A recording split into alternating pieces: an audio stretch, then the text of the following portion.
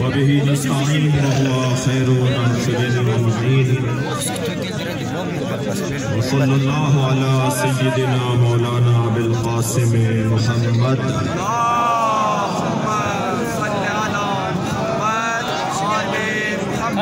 وآله الطيبين الطاهرين المعصومين ولعنة الله على أعدائهم أجمعين من يوم عداوتهم إلى قيام يوم الدين. أما بعد، قال الحكيم في القرآن الكريم: بسم الله الرحمن الرحيم.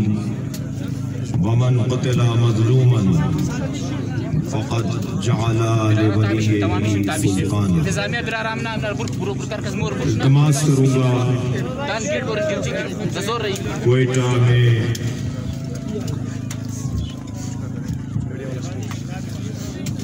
دھرنے میں شہداء کے مقدس پاک مطہر جنازوں کے ساتھ بیٹھنے والے شرکاء کراچی، اسلام آباد، راولپنڈی اور سندھ، پنجاب کے مختلف شہروں میں جو آپ کے ساتھ اس غم میں شریک ہیں، وہ سب مل کر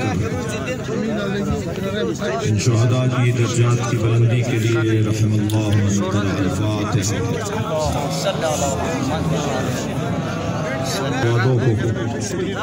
دونوں ہاتھوں سے سلام، دل کی انتہائی گہرائیوں سے شہیدوں کے وارثوں کو سلام، اور سلام ان شہیدوں سے ہمدردی کرنے والے شرکائے احتجاج کو۔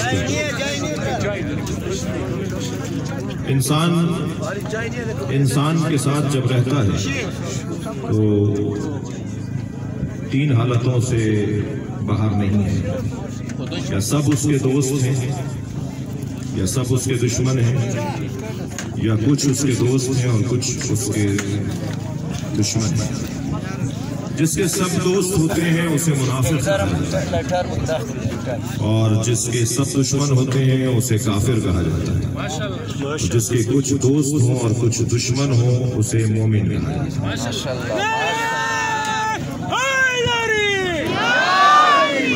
کچھ دوست اور کچھ دشمن جب شدید ہو جائیں،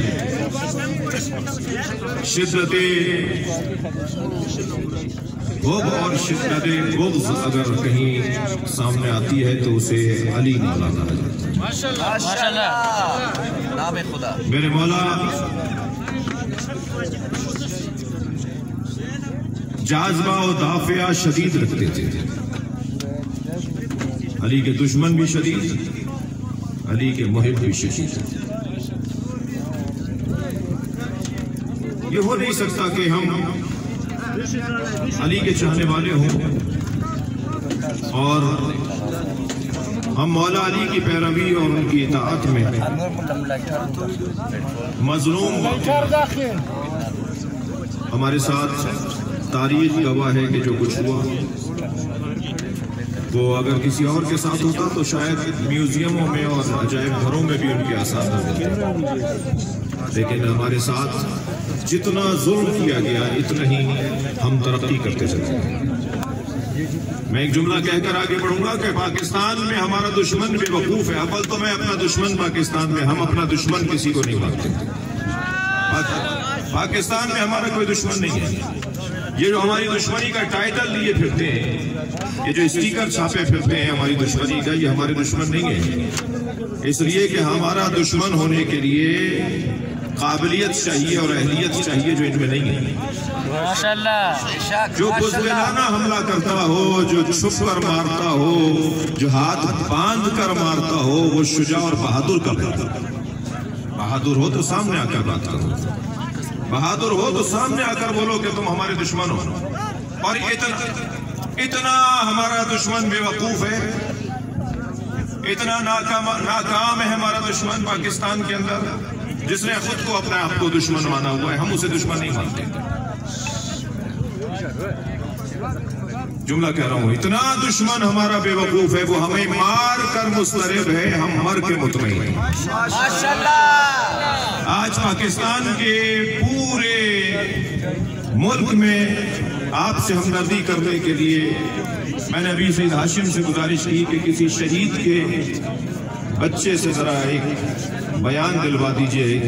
पाकिस्तान में बैठे हुए, यकीनन हो चुका होगा, मैं देर से पहुंचा, ये पूरे पाकिस्तान में जो आपकी हमदर्द के लोग बैठे हैं उन्हें दुआ दे दे ये बच्चा। तो सिर्फ एक बच्चा अगर दुआ दे देगा ना पूरे पाकिस्तान में बैठे हुए, धरनों में बैठे हुए लोगों को, तो मैं आपको बशारत देकर जा रहा हूं, हम पूरा पाकिस्तान जाम कर देंगे। ये वक्त बहुत मुश्किल वक्त है और मजलूमों के साथ हिमायत और मजलूमों की मदद और मजलूमों के साथ खड़े होने का वक्त है।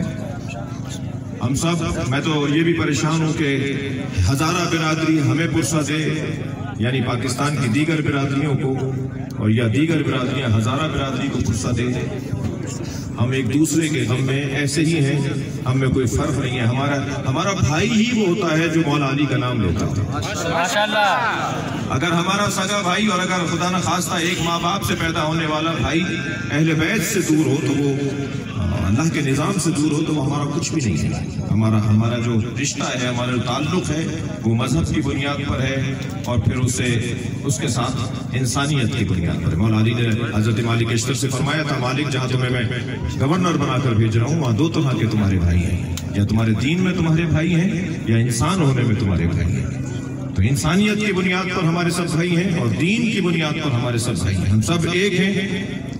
मजलूमों की आवाज, अल्लाह चाहता है कि मजलूम की आवाज बुलंद हो और सुनी जाए।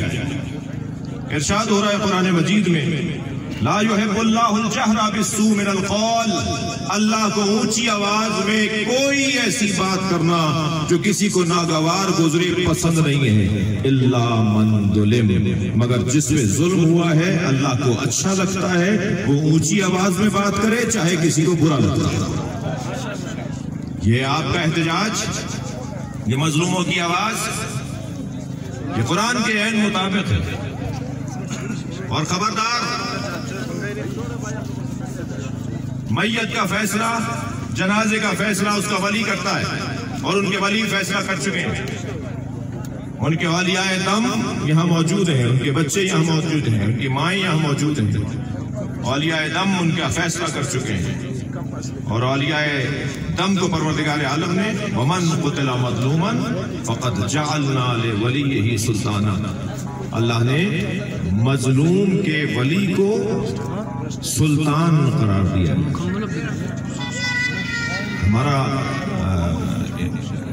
हमारे सूबे का गवर्नर मोहतरम है, हमारे सूबे का वज़ीर आला मोहतरम होगा, लेकिन अल्लाह ने जिसे हाकिम बनाया है वो इस शहीद का वारिस है।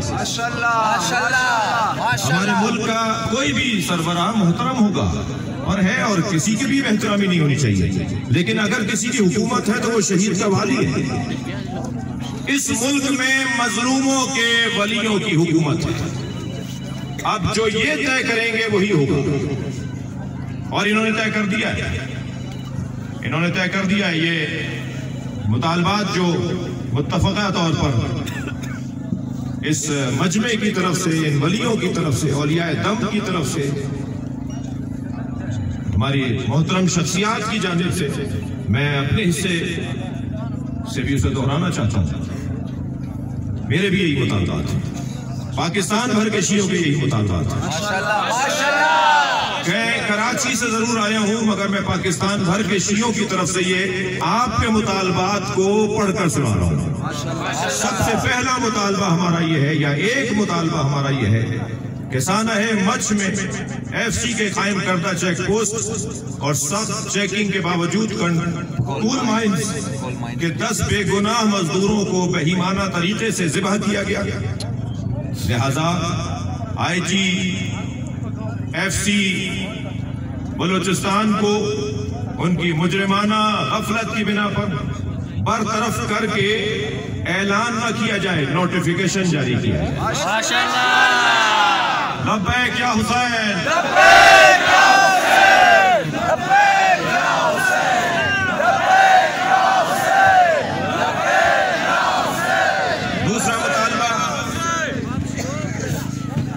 دوسرا مطالبہ ونگ کمانڈر FC متعلقہ DPO اور ڈپٹی کمشنر ضلع بولان کو ان کی مجرمانہ غفلت کی بنا پر برطرف کر کے شامل تفتیش کیا جائے، جس کا بھی ہمیں نوٹیفیکیشن چاہیے، اعلان نہیں چاہیے۔ لبیک یا حسین،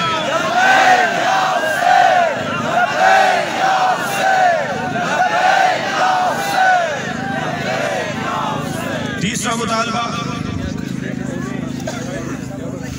پاکستان بھر کے رسانوں کا بھی شکریہ ادا کروں گا کہ مطالبے سے ہٹ کر یہ میں ایک قومے کے ساتھ بات کر رہا ہوں کہ جنہوں نے مسلسل الحمدللہ کل رات سے ٹی وی اینکرز نے، ٹی وی چینلز نے مظلوموں کی آواز میں آواز ملائی اور اس دھرنے میں شریک مظلوموں اور مظلوموں کی حمایتیوں کی آواز کو پورے ملک میں، پوری دنیا میں وہ صحافتی مقدس منصب کی ادائیگی کی صورت میں عام کر رہے ہیں۔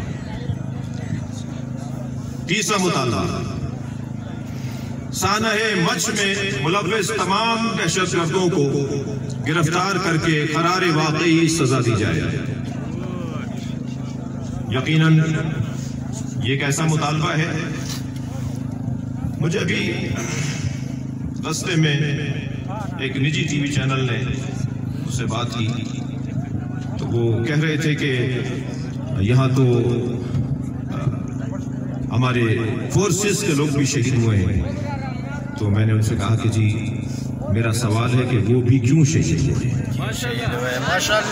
ہمارا سوال ہے کہ وہ بھی کیوں مارے گئے ہیں؟